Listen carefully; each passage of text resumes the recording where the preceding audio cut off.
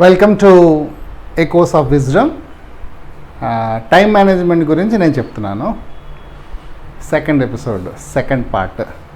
So ఈ లేచిన దగ్గర నుంచి పడుకునే వరకు నీకు ఎంత టైం ఉందో అన్నది ఆ రోజున మనం ఫస్ట్ ఎపిసోడ్లో డిస్కస్ చేస్తాం. 4.5 hours ఉంటే కనుక ఈ 4.5 hours అన్ని పోను మీకు చేతిలో 1 hour 30 minutes మిగిలిందనమాట.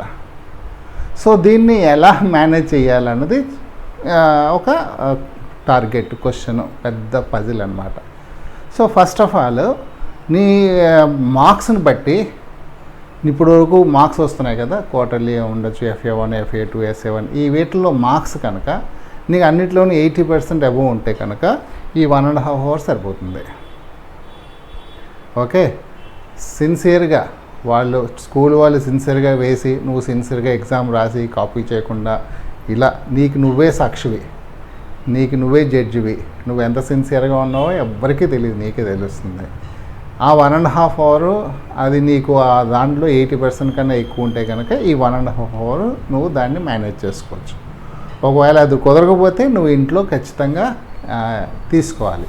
You have to work, you have to revise, you should have a revision plan.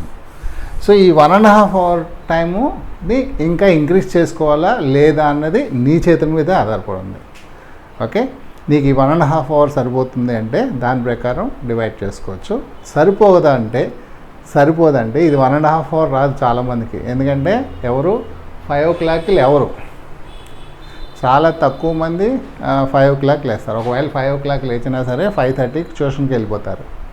So what ever, అందుకని 5 o'clock లేచే వాళ్ళకి 1.5 hour ఉంటుంది. దీంట్లో ట్యూషన్ టైం లేదు. 1.5 hourలో మీరు ఎక్కడికైనా ప్రైవేట్కి వెళ్తూ ఉంటే కనుక ఆ ప్రైవేట్ టైము దీంట్లో యాడ్ అవ్వలేదు, గుర్తుపెట్టుకోండి.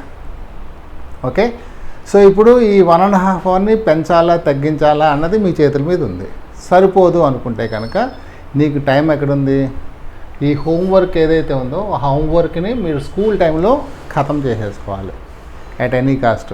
ఏదో ఫ్రీ పీరియడ్స్ ఉంటాయి రైట్, లేకపోతే లంచ్ టైంలో కాస్త టైం తీసుకుని అలా ఏదో ఒక టైంలో మీరు ఈ హోంవర్క్ 1 hourని ఈ స్కూల్ టైంలో కంప్లీట్ చేసేసుకున్నారనుకోండి దీన్ని. సో ఇది క్లియర్ అయిపోతుంది అనమాట. అప్పుడు ఇక్కడ 1.5 hour బదులు 2.5 hours వస్తాయి. అంటే ఇంటికి వచ్చిన తర్వాత హోంవర్క్ ముట్టుకోకూడదు. ఆ టైప్లో మీరు ఈ హోంవర్క్ని కనుక స్కూల్ టైంలో మేనేజ్ చేయగలిగితే దట్స్ వెరీ గుడ్. అది ఒక పద్ధతి ఇక్కడ ఈ టైంని యాడ్ చేయడానికి. కుదరలేదు అనుకోండి, అప్పుడు మీకు ఇంకా చేతిలో ఏ టైం లేదు. ఇక్కడ 5 ఉంది కదా, 4 చేసేసుకోవాలి. ఈ 9:30 మాత్రం 10 చేసుకోండి సరిపోతుంది. మ్యాక్సిమం 10 కన్నా 10 వరకు చదువుకోవడం, పడుకోవడం. సో ఈ 9:30ని 10 చేసుకోవచ్చు, అక్కడ 1/2 hour. ఇక్కడ 5ని 4 చేస్తే అక్కడ 1 hour, 1.5 hour వస్తుంది అనమాట. సో అప్పుడు మీకు స్లీపింగ్ టైం అవుతుంది 10 to 4 అంటే 6 hours. That's fine. 6 hours sleeping time is okay for board examination children. Okay, so ఒకవేళ మీకు 7 hours కావాలనుకుంటే కనుక మీరు ఎక్కడో ఒకడ ఏదో ఒక టైంని, అంటే ఈ ప్రిపరేషన్ టైం తగ్గించుకోవచ్చు. 1 hour ఉంది కదా, పొద్దున్న స్కూల్కి వెళ్ళే ప్రిపరేషన్ టైం తగ్గించుకోవచ్చు.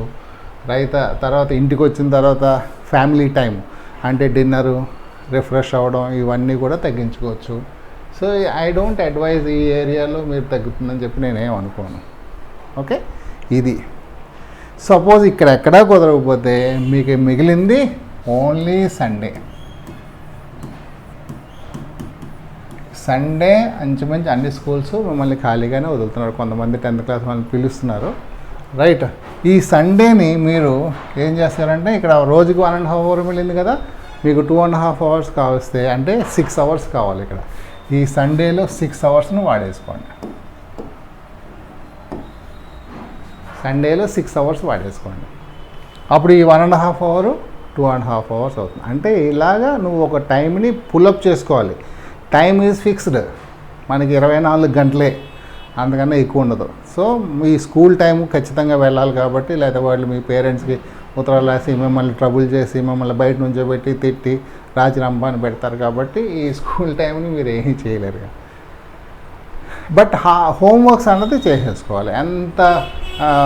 ఎంత తోపు స్కూల్ అయినా సరే ఎక్కడో అక్కడ మీకు ఖాళీ టైం దొరుకుతుంది. ఆ ఖాళీ టైంలో మీరు హోంవర్క్స్ని కంప్లీట్ చేసేసుకుంటే that's very good. Okay, so అప్పుడు మీరు ఒక 2.5 గంటలు రివిజన్ ప్లాన్ వేసుకోవచ్చు. 2.5 గంటలు రివిజన్ ప్లాన్ వేసుకోవచ్చు. నేను ఇప్పుడు రివిజన్ ప్లాన్ ఎలా వేసుకోవాలన్నది చెప్తాను. అంటే మీరు ఇక్కడ టైం ఎంత ఉందో అది ఫిక్సప్ చేసుకోండి. తర్వాత నా రివిజన్ ప్లాన్ బట్టి మీకున్న టైంని ఈక్వల్గా డివైడ్ చేసుకుంటూ రండి. ఓకే, సో ఇది సెకండ్ పార్ట్. నేను రేపటి పార్ట్లో ఏం చెప్తానంటే రివిజన్ ప్లాన్ ఎలా వేసుకోవాలో చెప్తాను.